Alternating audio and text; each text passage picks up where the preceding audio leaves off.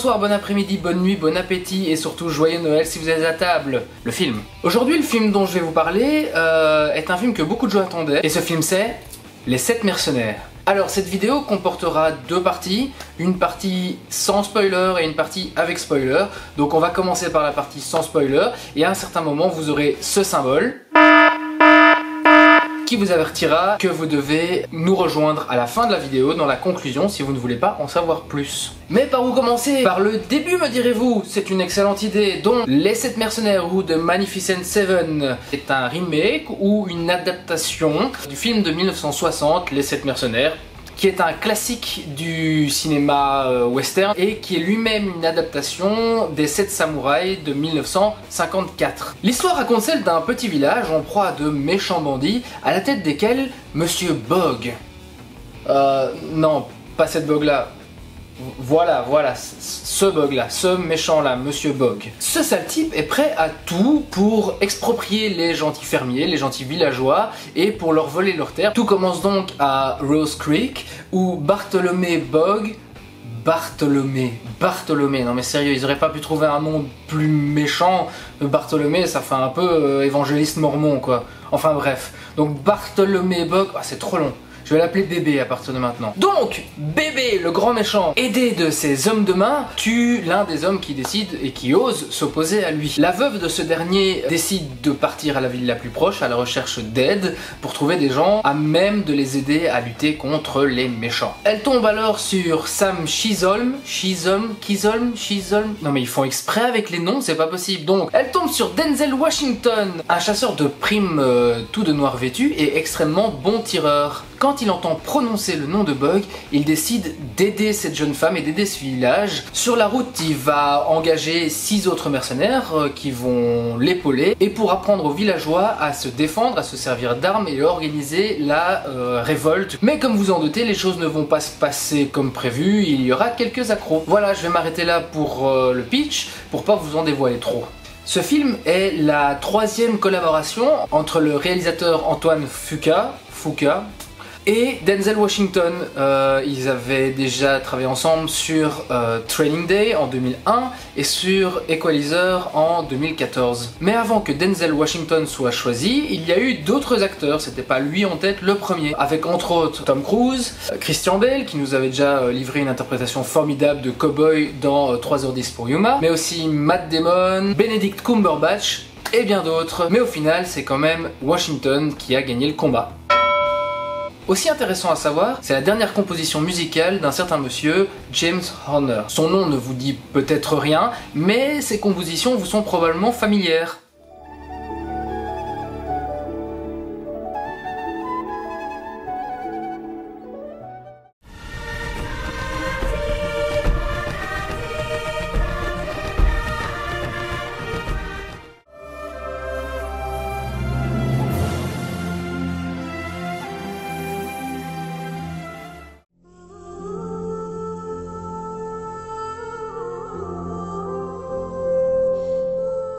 Il avait créé la musique des 7 mercenaires dans le plus grand secret et il l'avait composé uniquement sur base du scénario, inspiré de la musique originale de 1960. Et si vous connaissez pas la musique originale, c'est ceci.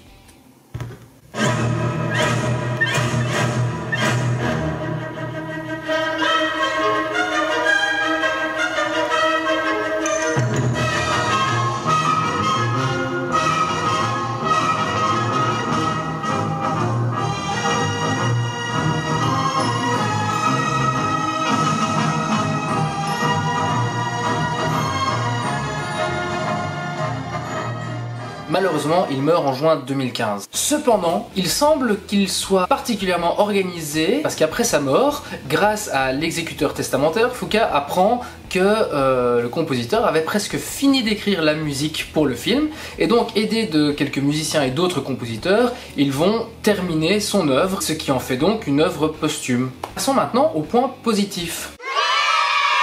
Alors bien entendu, comme je l'ai dit, la musique elle est composée par un grand monsieur des musiques de film, basée aussi sur une BO qui était déjà terrible à la base, donc ça pouvait pas être mauvais. Ensuite, ce qui m'a plu, c'est qu'il n'y a pas ou très peu d'images de synthèse, c'est-à-dire que les décors ont vraiment été construits, ils ont construit une ville entière, les explosions sont de vraies explosions, les chutes de cheval sont de vraies chutes de cheval. C'est quelque chose qui moi me manque énormément au cinéma, parce que aussi bien fait soit-il, les effets spéciaux numériques ne peuvent pas être 100% réels, et moi ça m'empêche de rentrer vraiment dans le film. Ici au moins on a du palpable, on a des vraies maisons qui cassent, on a des vrais chevaux qui tombent et on a des vraies explosions et des vrais coups de feu. Ce qui est pas mal aussi, c'est toutes les références à l'œuvre originale de 1960 et ça fait du bien de voir que pour une fois un réalisateur qui veut faire un remake ou s'inspirer d'un film a vu ce film. Pas vrai Ghostbusters 3 ?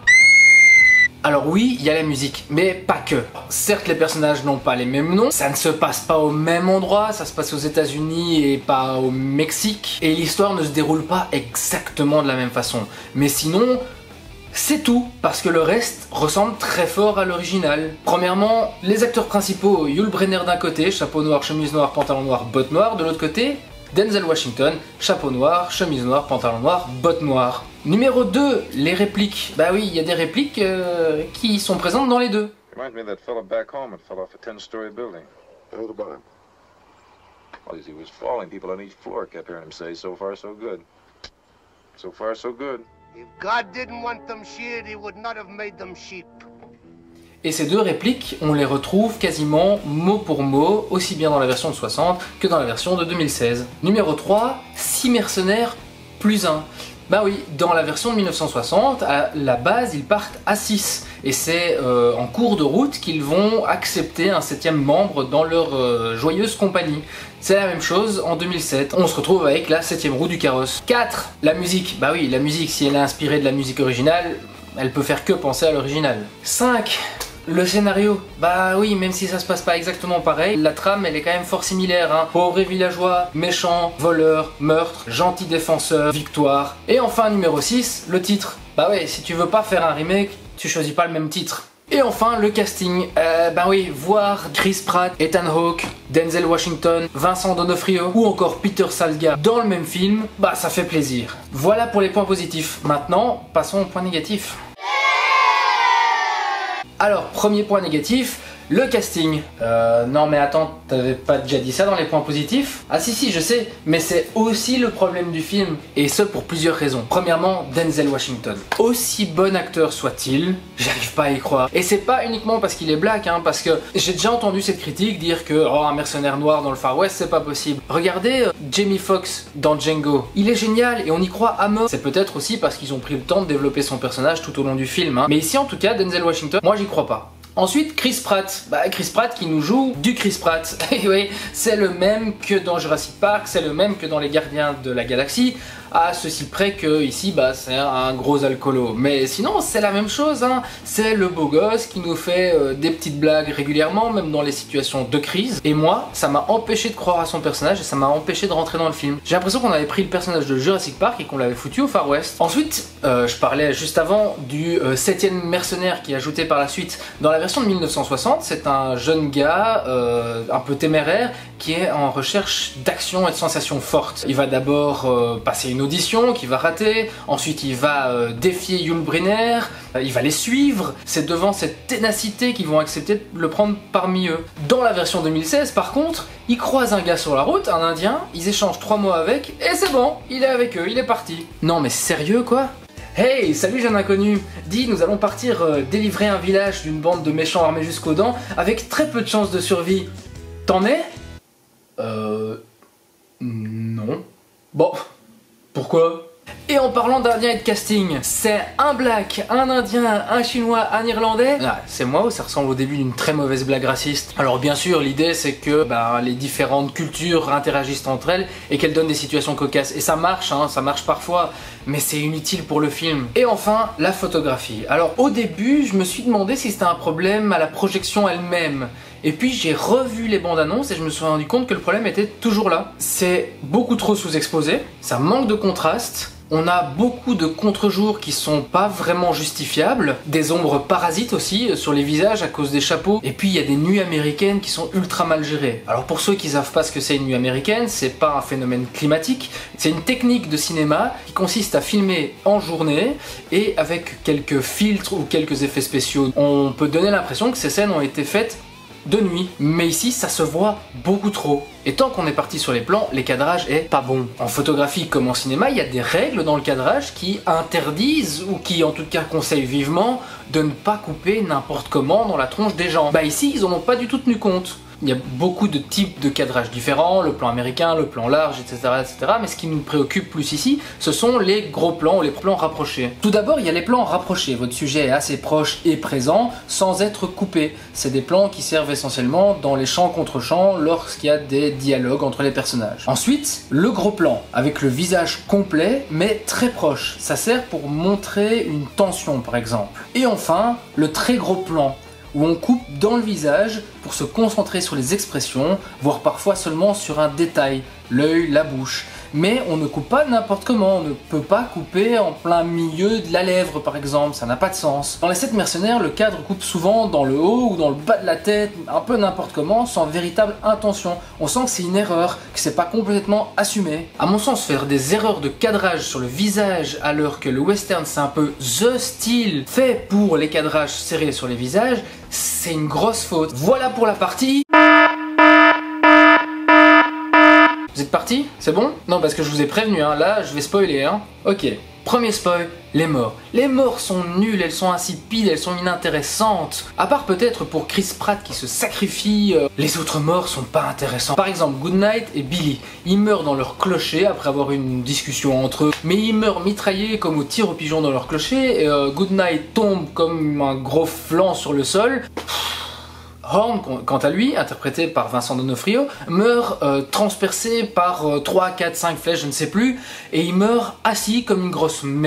C'est très réaliste, mais ça ne colle pas avec le reste du ton du film. Tout le reste du film tourne plutôt sur une ambiance bon enfant, humoristique, chacun y va de sa petite blagounette, et puis à la fin, bam, tout le monde meurt, comme ça, hop. Il y a même des moments où j'y ai pas cru, et pas à cause de la mise en scène qui laissait planer le doute, non, juste parce que la mort de personnages importants est tellement anecdotique, bah qu'on n'y croit pas, on se dit c'est pas possible, ils vont se relever, c'est une blague, ils vont revenir tels des héros dans le soleil couchant. Eh ben non, ils sont juste morts et puis c'est tout. Alors bien entendu c'est comme ça dans la version des 60s, mais la version 60s ne prend pas le parti d'être une comédie. Voilà ce qu'il en est pour les morts. Hey, vous êtes de retour, ça va? Bon, maintenant que vous êtes de retour, on va pouvoir continuer et passer à la conclusion. Faut-il aller voir ce film ou pas? Non. Vous pourrez clairement attendre qu'il sorte en DVD ou à la télé, et si vous devez choisir entre Les 7 mercenaires et un autre film au cinéma, choisissez un autre film. Attention, hein, ne me comprenez pas mal, je ne dis pas que ce film est le pire film de l'année, je ne dis pas que c'est un échec commercial, je ne dis pas que c'est un navet. Bon, il est même distrayant à certains moments, hein, j'ai quand même souri, il y a quelques vannes qui passent pas mal, hein. Mais malheureusement, il y a quand même malgré tout des faiblesses tant scénaristiques que graphiques.